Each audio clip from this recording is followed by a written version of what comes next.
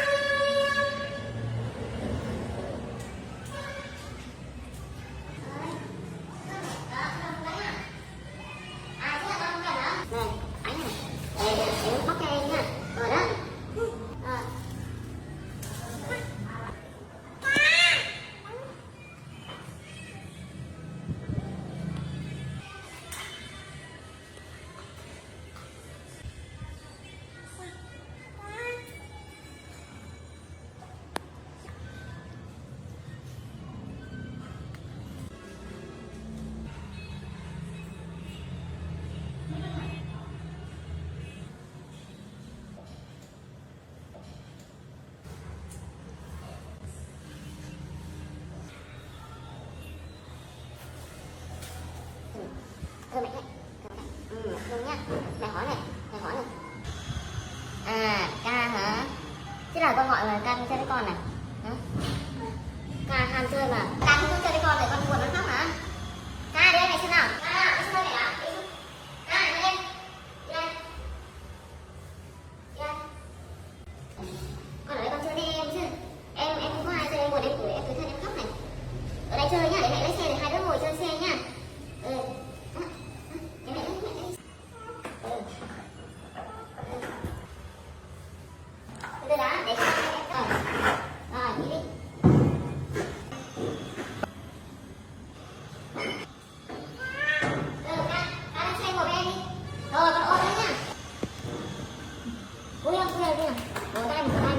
Không buồn đấy nha, ngoan nha.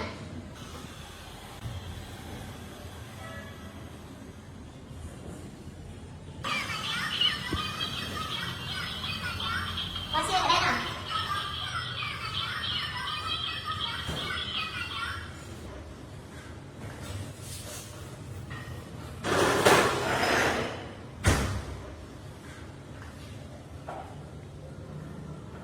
Rồi con gọi ca lên xe đi.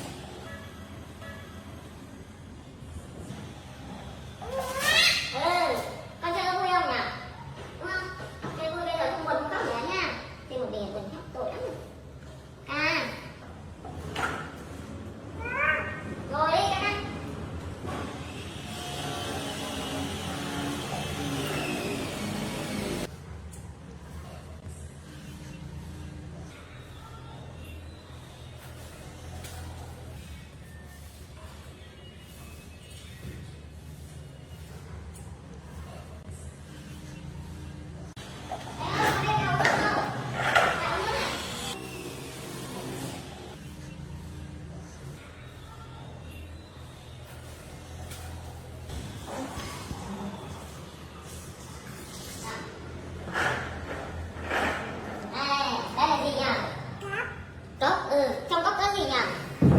Trong cốc có gì? Có. Đúng rồi, giỏi quá. Trong cốc có nước, mẹ cho hai uống nước nha. Đây. Từ từ, con cầm cái gì là mẹ đổ này.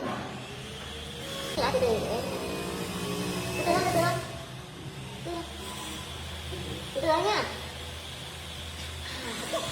Đâu rồi? Con hai tay.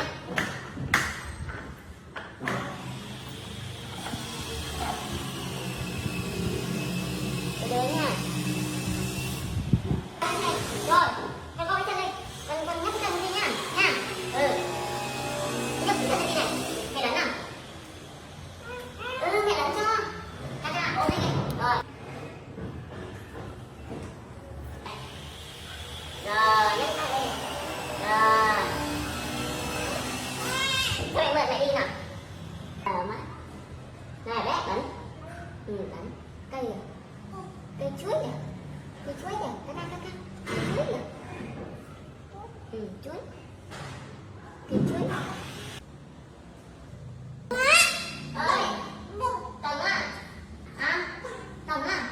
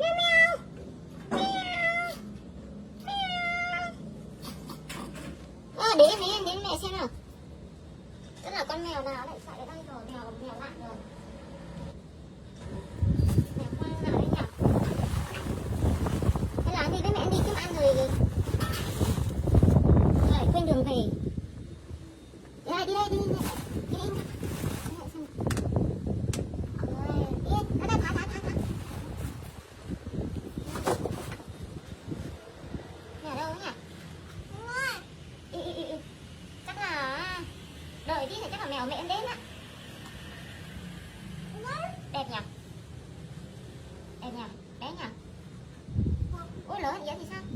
Lên ca ca. Để cho em ở đây. Lên.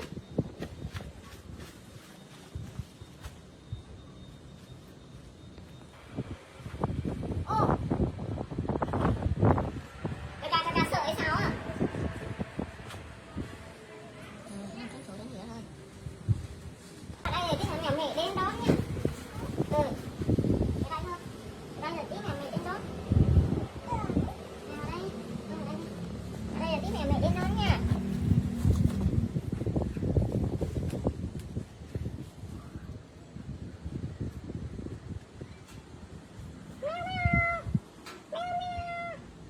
Ngồi đây bé, đi ngồi đây để chờ mèo mẹ đến đón nào.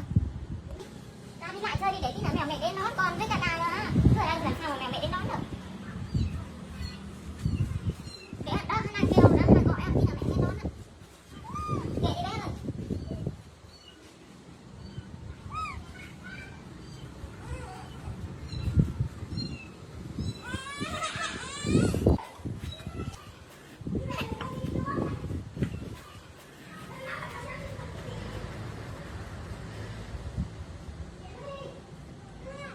Ừ, mẹ biết rồi. Ừ. Mẹ, biết rồi. Nhưng mà tí nữa mẹ đến đón á. Ừ.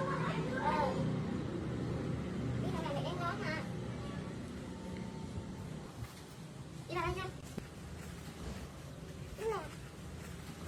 Mẹ ơi. Mẹ biết rồi, nhưng mà đi vào nào. Ừ. Ừ. Con mẹ đi vào đi thì mèo mẹ mới đến đón chứ con cứ đứng đây mèo mẹ cái mèo mẹ cũng sợ. Ừ. Đi vào đi. Đi vào đây chơi. Nào, ca nào. Hai đứa này. Đây, đúng rồi. Biết. Có chưa? Tiếp. Một bước lên đây nữa. Bước lên đây. Rồi. Ừ. À mát. Mát quá. Lên nữa.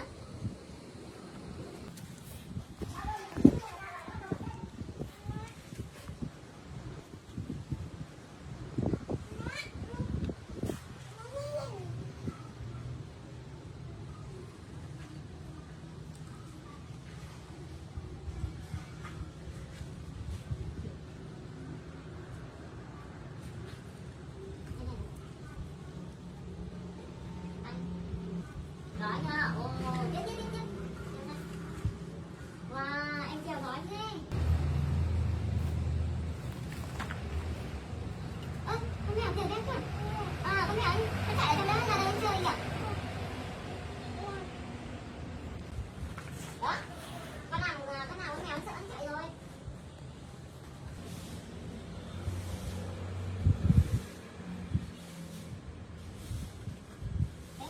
Đây, con gọi đi.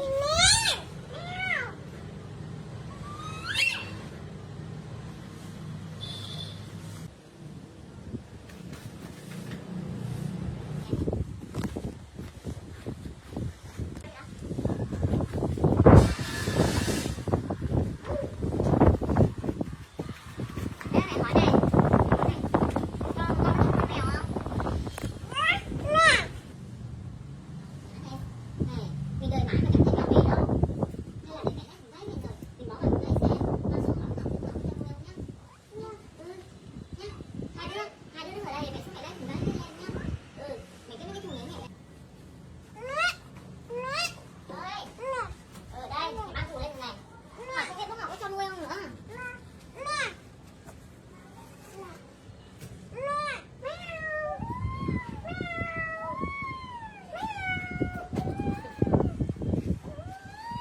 Đây là gọi mèo.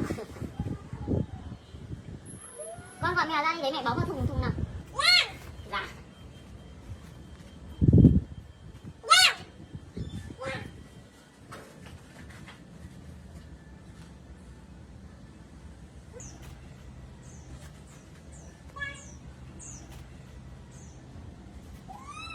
Con mèo đâu đấy? Con chỉ đi. Con gọi ca lại xem đi.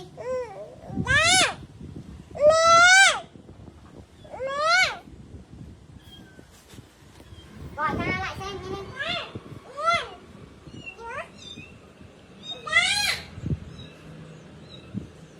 Mèo đang kêu đó. chắc mèo đuối rồi nuôi đi.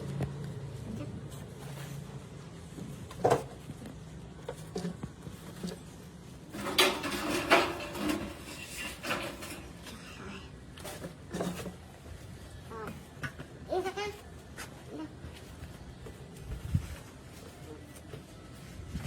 Không. Bé ơi, đi xuống.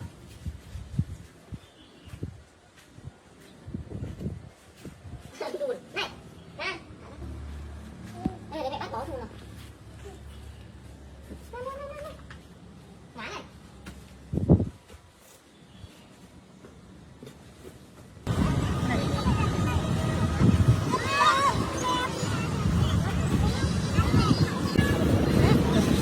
À, bé đi chơi đi.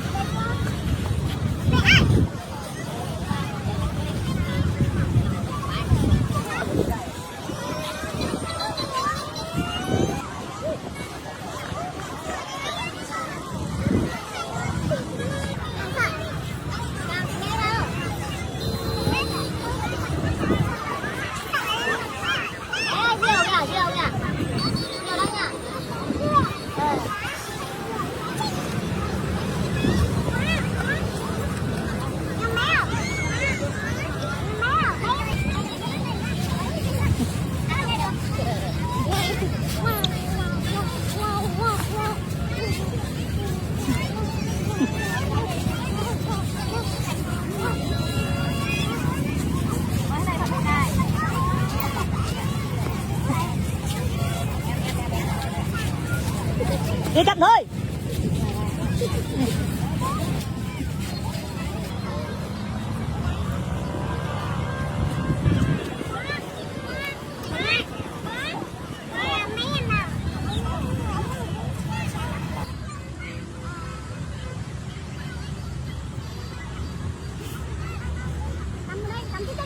Có đi ăn kem không? Hả? Con muốn ăn kem không? Bé ơi, con ăn kem không? Ăn kem nha. Con có ăn kem không? Con có ăn kem không? Con nói nào. Con ăn kem không? Kem này có. Ca ăn kem không? Ca ăn kem không? Áo. Này cô ca này. Này, đây. Uống đi. Đây mà uống à? Không uống à? Uống đi. Cô ca có tỏ thừa đó, uống đi. Đưa đó. Đừng có làm hết quần nha. Quan không? Đó, sỏi, ổi uống tê.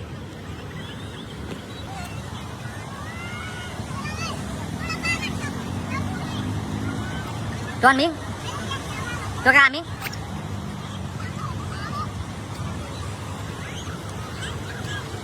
Đây này, cô ca đây này. Đây, muối không ăn được.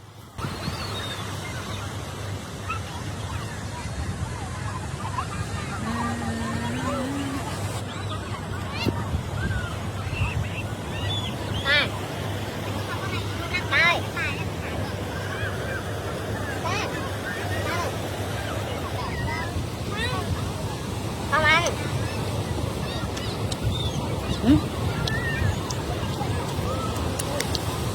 Quỳnh đâu vậy bé? Quỳnh đâu? Quỳnh đâu?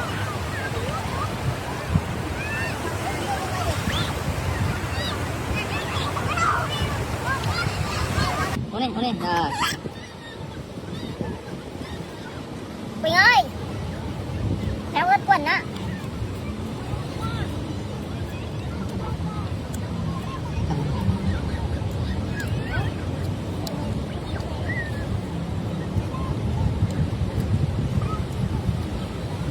Uống được không?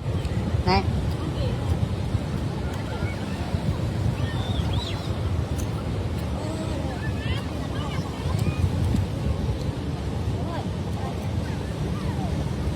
Để bố cắm xuống đây. Rồi.